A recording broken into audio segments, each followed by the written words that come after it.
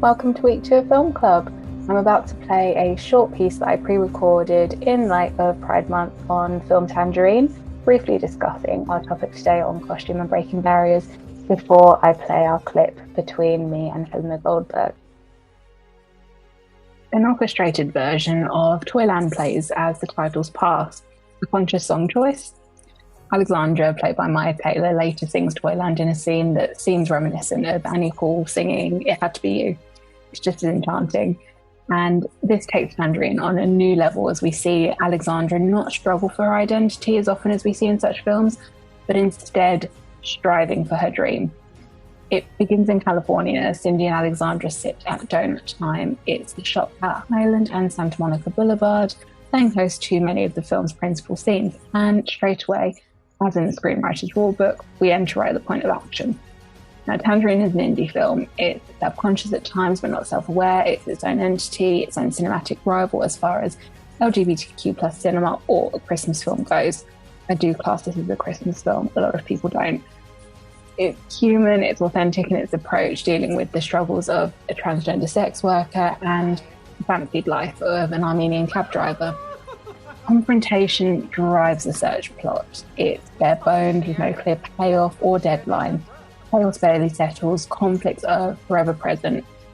It can be easy to say that Tangerine is somewhat ambiguous in its plotting, but that doesn't degrade the film. If anything, where transgender identity plays a second part to a chase plot, it creates this massive strength in this film, and it normalizes transgender life in a way that we don't see so often. Vivacity and pathos entwined. Tangerine shows these women within a community. They have their goals, their regrets, their loves, their friendships. They deal with hate as much as they deal with love. And at times, Tangerine could therefore become a farce, and yet it doesn't. Baker and Berghoff keep it somewhat old-fashioned, and it's a coined term throughout various reviewings of the film. Now, why I'm talking about this is because an important part of identity is clothing, fashion, style, whatever term you would use. And that case of normalizing themselves as characters and therefore what they wear and what they wear with such intent is something so important when discussing breaking down barriers when it comes to costume. So this is a way to bring in a film that hits really well during Pride Month before we go into a conversation with Helena Goldberg on breaking down barriers with costume. Where are you? Tell me more about what you've been up to. Hi, so I'm a designer for performance. I tend to do costumes, but I also do sets. I've worked a lot in theatre, but I also do costume for film as well. And I'm currently in the costume department on a Netflix film, so that's exciting. That's really cool. So this is why I thought you'd be the perfect person to talk about when it comes to breaking down barriers in costume. And I just wanted to know kind of what your interpretation is on that very, very broad subject. So yeah, it is a very broad subject. I think there are so many different things that you can flag up there, but I know one of the things that we were talking about was gender and the way that can be presented in film. One great example is Marlene Dietrich in that tuxedo in Morocco. And I mean, at the time, obviously, that was hugely, hugely subversive. You know, this was a time where women in most parts of the world could be arrested just for wearing trousers. And, you know, it caused a huge amount of controversy at the time. Even though in that same scene she kisses a woman, it was the fact that she was wearing trousers that was the hugely controversial part of it. And it's something that's become so iconic. You could argue that in that scene she was dressed as a man, but every woman after her wearing a suit was dressed as her. I think what you pick out is such an important thing, because growing up, I grew up in the 90s, and I just grew up knowing that image of her, just thinking, oh, that's really cool. And as I got older and I started studying film and theatre, I was like, oh no, there was a time when actually this was the biggest thing. And then I watched something like Annie Hall, and again I was like, oh, she's dressed so cool, and to me it was just so normal, and I was like, actually this is a big deal. There she is on this rooftop and she's wearing a waistcoat and a tie, and to me I was like, when I grow up I want to dress like that. But I didn't realize it was like such a big thing. Yeah. That's a really interesting one, actually, because of course that was Diane Keaton's own wardrobe, the majority of the costumes in that film. It's and yeah, there was quite a kind of a fight, I guess, to get those together, because the costume designer was like, she looks insane, we can't put her in this. But she and Woody Allen argued that this was what this character would wear, because that character is essentially Diane Keaton. And it has become such an iconic image. I mean, I myself have a poster or postcard of that very scene, just because the scene itself is, I personally like that scene, and I don't want to get into the controversy of Woody Allen films right now.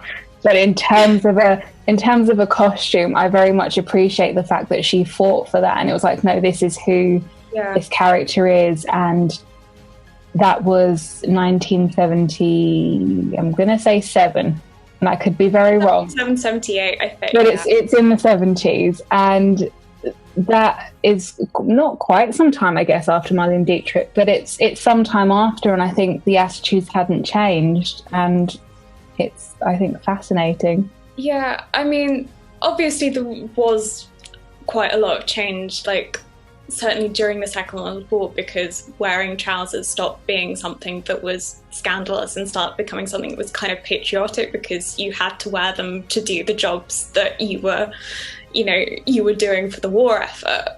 But yeah, certainly after that in the 50s, there's this huge return to dresses, and everything gets exaggerated. You have the new look, Dior's the new look in 1948, and the big skirts and everything that comes with that. So yeah, it wasn't until kind of really the 70s that women started wearing trousers kind of as an everyday thing, rather than as a kind of, oh well, it's practical for riding a bike in. Which it is, I will admit. I have ridden a bike in a dress, and I will not do that again. Just saying. Yeah, anything else to say on breaking boundaries in costume?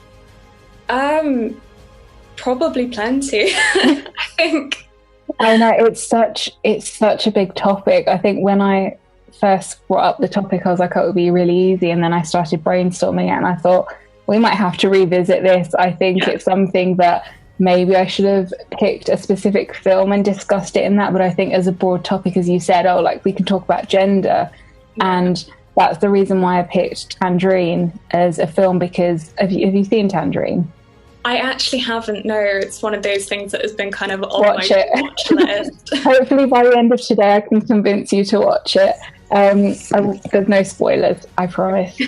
This is purely a conversation on costume. But to me, having these transgender characters just going about their daily lives and not using costume to conceal that or to highlight it or to mimic it, for me, was so powerful. And maybe I'm reading into it too much. Maybe I'm not, I don't know. But to me, that's another interesting way of using gender, is just letting it be what it is and treating it in such a real way, and not using film to as I said, to mimic, to caricature. And that for me was, I think, a good way to start today's session. So that's why I inserted that just before we spoke. Yeah, I think that's an important point, is that something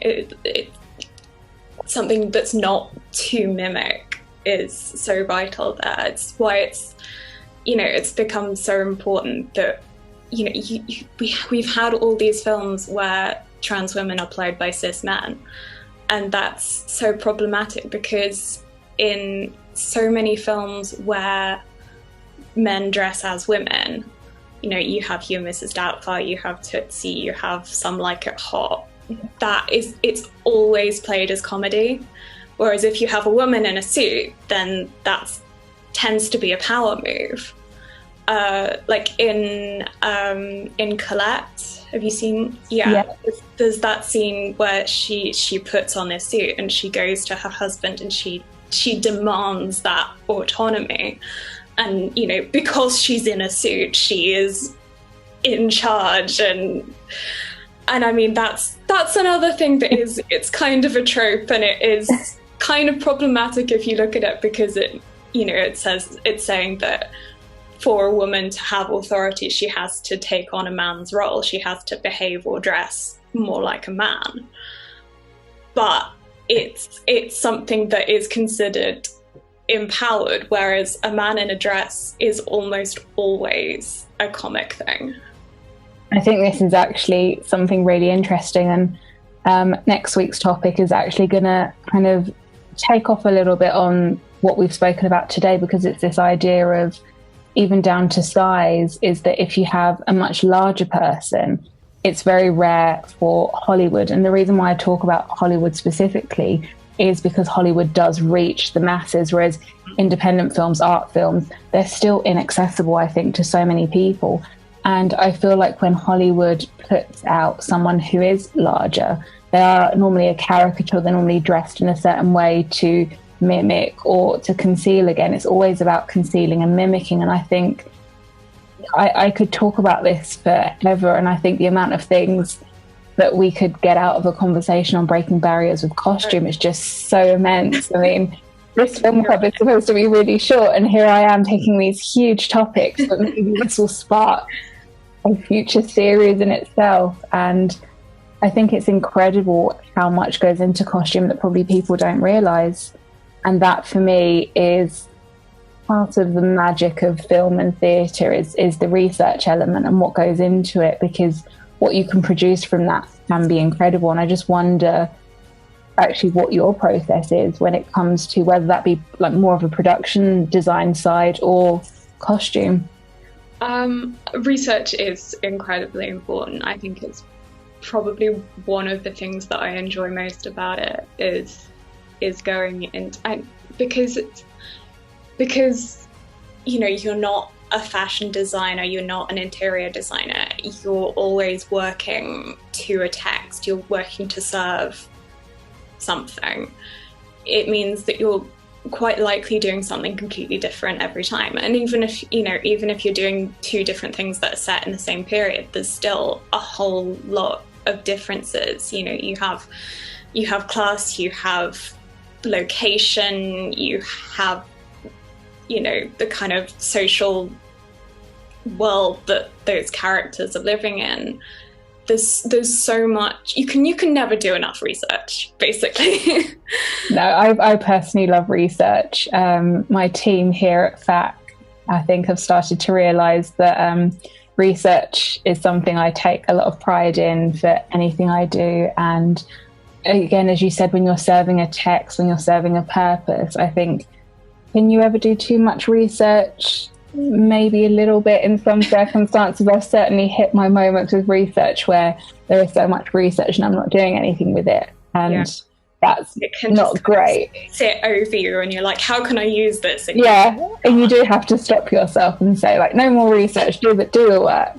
So I get that. I get the excitement that you have with research. I condone the amount of research that you put into your work.